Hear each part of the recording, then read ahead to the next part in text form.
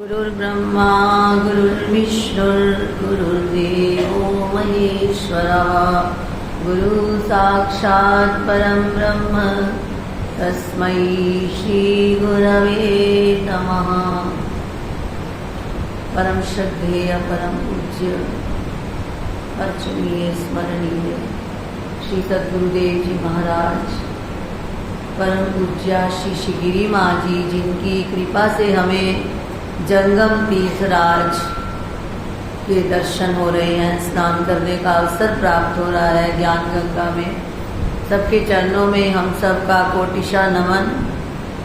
इस ज्ञान नेत्र शिविर में, जो कि थोड़े दिन के लिए लगा, अति लघु यात्रा में हमें प्रातःकाल इन परम संत महानुभावों ने विष्णु सहस्त्र नाम और सायंकाल परमात्मा प्राप्ति के साधन और हम किस प्रकार से साधना में आगे बढ़ सकते हैं, इस बार 9वां अध्याय इत्यादि पर प्रकाश डाला।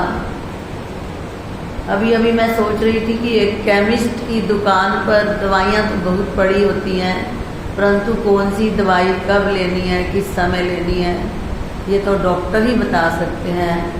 ऐसे ही हमारे जो मानसिक रोग हैं, इनकी औषधियाँ बताने वाले ये संत महापुरुष रूपी वैद्य हैं, जो कितनी सुंदर सुंदर युक्तियाँ बतला रहे हैं और ऐसी औषधियाँ दे रहे हैं जिनका हम यदि पथ्य सहित सेवन करें तो कल्याण होने में कोई देरी नहीं है।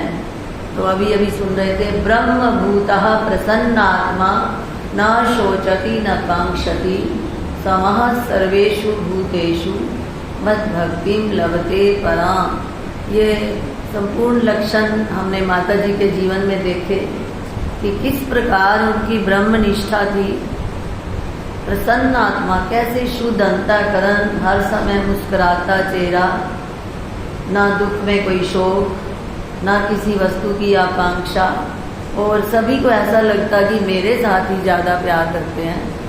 और जब अंतिम दिनों में कुछ शरीर पर कष्ट आया और व्हील चेयर की ज़रूरत पड़ी, धन्य हमारी शील जी, जो सुबह सुबह माता जी 3 बजे बुलाते तो 3 बजे भी आने को तैयार रहती। कविंद्र भैया जब सेवा करते हैं, व्हील चेयर से नीचे उतारते तो माता जी कहते चलो एनु सुट्टो।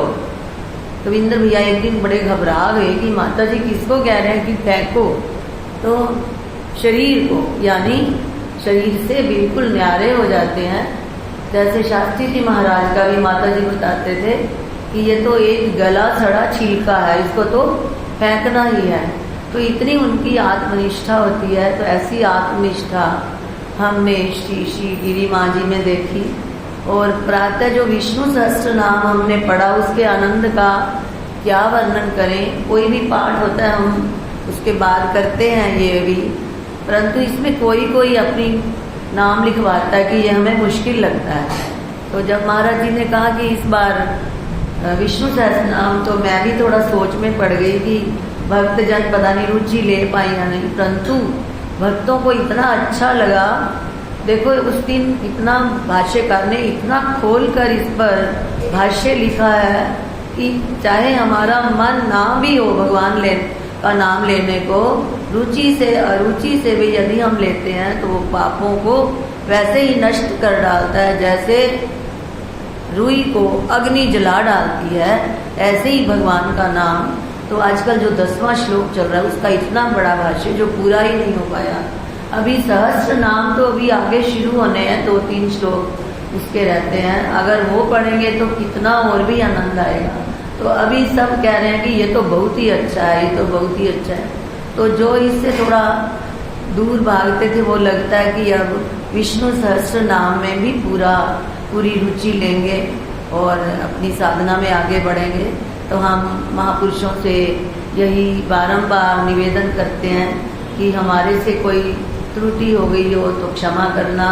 इतनी भीषण गर्मी में शरीर स्वस्थ ना होते हुए भी हम पर मूसलाधार ज्ञान की वर्षा की, आगे भी ऐसी करते रहना, ताकि हम भी संतप्त अंतःकरण को शीतल करते हुए इस ज्ञान गंगा में गोता लगाते रहें। हम भी ज्ञान निष्ठा प्राप्ति कर सकें।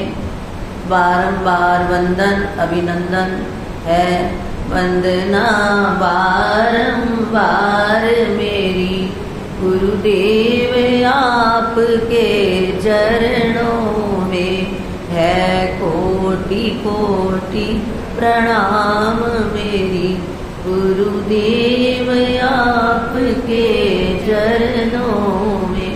जब दया दृष्टि दिखलाते हो तब तीनों ताप मिटाते हो, है वंदना बारंबार मेरी गुरुदेव आपके चरणों